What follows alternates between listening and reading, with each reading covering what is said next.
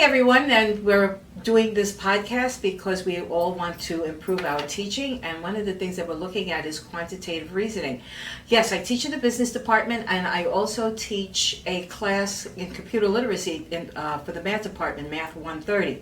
Yes, I know you're saying, well, it's already quantitative reasoning, so why are we doing this special podcast? Well, let me tell you, it's more computer literate than it is any of these other mathematical concepts that you would think of in a math department. So one of the concepts that I really want to get across with our students, because they are using software applications, and particularly Excel, is getting across the idea of the if statement. And this is really the crux of all programming, because here's a condition, and if the condition is true, this is what's going to happen. If the condition is false, then this is what's going to happen. And if the students pick this up, then they're going to understand this not only in Excel, but in all programming classes. And some of the students do go on to programming. So I take a very simple concept that we use every day before I even introduce them to the concepts in Excel or the formulas or anything like that.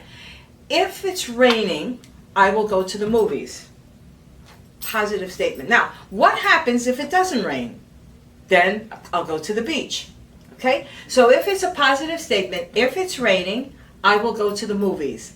If not, then I will go to the beach. So this is what we're looking at. If we can understand what that conditional statement is, if this decision that has to be made, if this is happening, if this is true, then this is what's going to happen. This is the consequence. I'm going to go to the movies. If not, then I'm going to go to the beach. And that, I think, is what's really important. And I say that several times in this little screencast that I had made, so that they can understand. If they understand a day-to-day scenario, then they'll be able to understand the formula and the formula that's used, or the programmed formula that's used in Excel. So I found that this to be very helpful, because the students sit down there and they're just plotting numbers and they really don't have any idea. And I wanted to make sure that they understood this. Based on the success of this screencast, because I was at a workshop with other faculty with the School of Professional Studies, and there were a couple of faculty members who had done Excel and said to me that this was really very good and very clear. So I'm going to do this also for some of the more advanced concepts in Excel, such as pivot table and all of these other things that are really programs, and I want the students to understand what programming language is, even in Excel. So that's pretty much my podcast, and you get a chance to take a look at the screencast and send me your feedback. And of course, we're here at Hosto, so it's very easy to get a hold of me.